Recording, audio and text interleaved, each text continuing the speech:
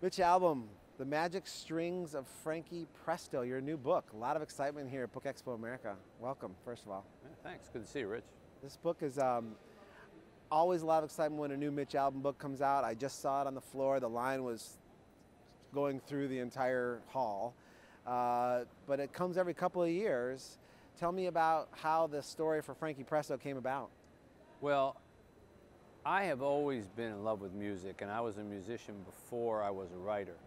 And I don't know why I've gone this far into my career and never written about music. I've never touched it as a subject. And it's crazy because I'm probably more naturally a musician than even I am a writer. I mean, my first love was that, and that's what I wanted to be. And it was only after I sort of failed at music that I kind of fell into writing. So when I finally decided to write this novel about music, I threw everything I had into it, and it's the biggest book I've written by almost twice. You know, everybody's usually used to my books as being real tiny, and you can, you know, it's definitely got some it was heft to it, yeah. 400 and something, 440 pages in that form. That's like really two of my books. But I've always loved music and the influence that music has, and kind of basic idea came to me about, somebody asked me about all the bands that I've been in my life over the course of time, and I said, well, you know, everybody joins a band in their life. You know, only some of them play music. And I was kind of kidding around, but then the more I thought about it, the more I realized, well, that's true. That's how humans interact with one another. There's a band of your school-age kids. There's a band of when you go into the Army and you have a certain friends. There's a band of the guys you hang out with in college. There's your family. There's your workplace. Everybody is sort of all part of a band, and that dynamic that goes on in a band, who's in charge, who's background, who's keeping the beat, who's steady, who's reliable, who plays the lead, is very much how people sort of interact with one another. So I thought, I bet there's something there that I can do, and the story was born. So Frankie Presto, tell me who is he and where did he come from? So I'll give you the 40-second version of this. So Frankie Presto is the greatest guitar player to ever walk the earth. The book begins at his funeral when music, the actual spirit of music itself, who is the narrator of this book, comes to collect his talent out of Frankie Presto's body. The way that the concept works in the book, when you come out of the womb, before you open your eyes, the first thing you grab when you go like this are from a whole wall of colors, and those colors are talents. And whatever you grab, those are your talents. So that's why somebody is good at writing or good at math or good at whatever. And Frankie Presto grabbed more of music than anybody to ever walk the earth. So music has always had its eye on him, you know, throughout the course of his life. And when he comes to collect his talent at his funeral, he decides he's going to stick around and listen to everybody talk about how great his precious child was.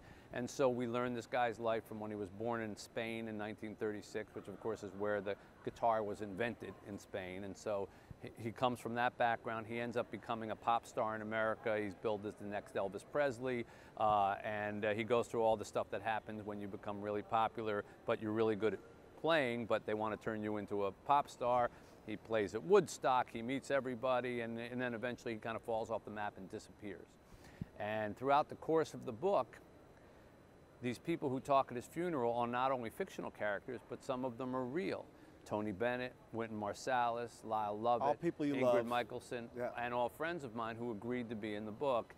And so I write as them, and they talk about when they played with Frankie Presto, when they first found Frankie Presto, when they picked him up when he was down, Frankie Presto, and they all have stories to tell. So it's very much like a Forrest Gump kind of experience. You know, you're half not sure if it's real or not, which is kind of the fun of it. Yeah, you do a lot with the supernatural and the other world, and there seems to be in almost every book there's an element of that in it, and it seems to be, as much as music, something that fascinates you as well. Yeah, well, I find that if you use magic or heaven or whatever to tell very grounded stories, somehow it gives it, you know, I don't know, another focus.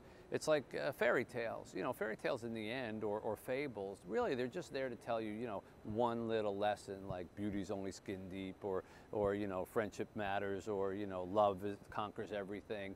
But if you just wrote love conquers everything, it's a cliche. If you create, you know, Cinderella, then it's this magical story about, you know, a pumpkin and belief in the supernatural. So in this case, Frankie gets, because of all he suffers when he's younger, he gets a guitar given to him by his blind guitar teacher, and he gets 6 strings that are magical. And over the course of his life, he can affect 6 lives in a certain way, and every time he does, if he saves a life or changes a life, the string turns blue. And that's where the magic strings of Frankie Presto comes from. And the same way that we all affect one another in the bands that we join in life, he as a musician literally changes people's lives with his music, and you follow as a 1 string, 2 string, 3 string, until he's down to his last string, and you're sort of wondering, well, who's the last person going to be? So that's the kind of supernatural element that you're talking about. It's great, and it's full of hope, as like, you know, Mitch Albom novels often are. But let's talk about your own bands, because we just had Dave Barry just walked on up. He's here at BEA too, and you guys are in the Rock Bottom Remainders together, and you were talking gigs. But tell me about other bands you've been in your life. And well, boy, I mean, my first band was called the Crystal Reflection. I was probably 11 years old. There were 3 of us. We had to buy the organ player's organ the day of our first gig, which was somebody's bar mitzvah party in the basement of her house. We got paid $6, and we played. Any recordings from the band left? I'm sure there aren't, thank God. And we played like Wild Horses by the Rolling Stones, and Jeremiah Was a Bullfrog, you know, Joy to the World by 3 Dog Night. Later, I became part of an oldies band, and we toured around. We did okay up at the Eastern Seaboard. 50s oldies? 50s rock and roll. When Sha Na Na was big, we were sort of like a local version of that. We greased our hair back, and I learned every song that there was from the late 50s and early 60s. Later, I formed my own band when I was trying to make it as a musician, as a living. And I had like kind of a Billy Joel swagger, and I wore a vest, and I think my band was called Streetwise at one point. I mean, there's so many band names. It's like that joke in Spinal Tap, you know, we used to be called the Originals, but there was another band in town called the Originals, so we became the New Originals, you know. So, and then there's the Rock Bottom Remainders, of course, which is a band of writers with Stephen King and Dave Barry and Amy Tan and Ridley Pierce and Scott Turow, many others. So, it's been a long, long lineup, and when I was trying to make it as a musician, I failed miserably. But when I became a writer, it was funny. I wasn't a threat anymore, I guess, or I wasn't competition, and I ended up having a lot of success, relatively, in the writing, in the music world. So Warren Zevon became a friend of mine. I wrote a song for him. He recorded it. Arnold Schwarzenegger hired me and my wife, who's a singer, to do a song for one of his movies, and it got in the movie. I had a song in a Willie Nelson movie. All these things that never would have happened probably if I stayed a musician. And even getting all these musicians to participate in the book, probably if I was a musician, they might not have done it. But because I'm a writer, it's like, yeah, that's cool. Well, you know, I I'll find be there's in like a a mutual fascination between musicians who are writers and storytellers in their own right, obviously, and writers. Yeah. There's a kinship there. Obviously, they're cousins. Yeah. It's a very similar, but one wants to be affiliated with the other, and the yeah, other wants it's kind of like athletes and rappers, you know. Exactly. But I think they're a lot closer than that. As rap and sports are too. There's a lot of free-forming, you know, particularly basketball and improvising and things like that. I think in writing and music, I always say that one of the reasons if I have any talent at music at all, at writing, it's because I hear things musically. I hear phrases musically, and when I write, I always do this. Probably even talking to you, I'm doing it subconsciously. But I always rock back and forth as I write, and if I stop and I'm sitting there like that, it usually means I hit like a clunker sentence or something. My writing's not flowing.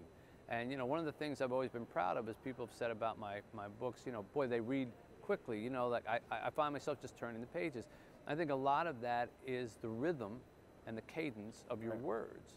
So the two are very connected, much more than people realize. And I know a lot of writers who are very good musicians. Oh yeah. And a lot of musicians who just the things they scribble, their emails and their notes are really, this is so colorful. You should write books. Johnny Evison here earlier. I just saw him walk by behind you. He talked about he likes his where's the swing.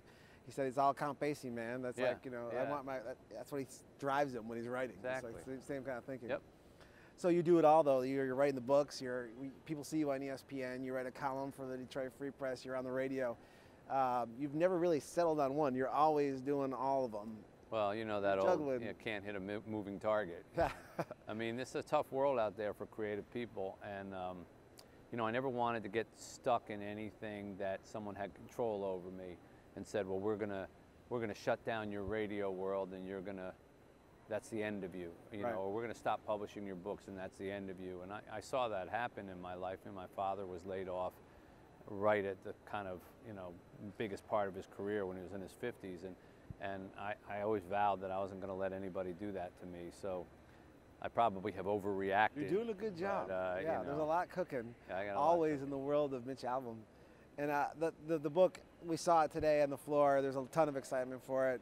Congratulations on another great title. Thank you, I'm Rich. glad you found your way back to music and the books, too. This will be fun for people. Yeah, this tour should be fun. We're talking about doing a soundtrack album with a lot of the artists who are on it. And from what I understand, iTunes is they're working out an arrangement where there's going to be an e-book that allows you to listen to all these songs. There's hundreds of songs referenced in there. It allows you to listen to songs without leaving the book. One of the problems with they try to do e-books is that it interrupts the flow of reading. But if I say, well, there was this little passage that Frankie heard of a classical tune written by Francisco Tárrega, and that passage plays right as he hears it and you hear it at the same time. Beautiful. Yeah. So that's what our goal is. And truly make it interactive like that, it'll change it all. Well, that's what we're working on. All right. Well, it's great to have you. Thanks a lot. Congratulations on everything. Good to see you. Thanks, Mitch.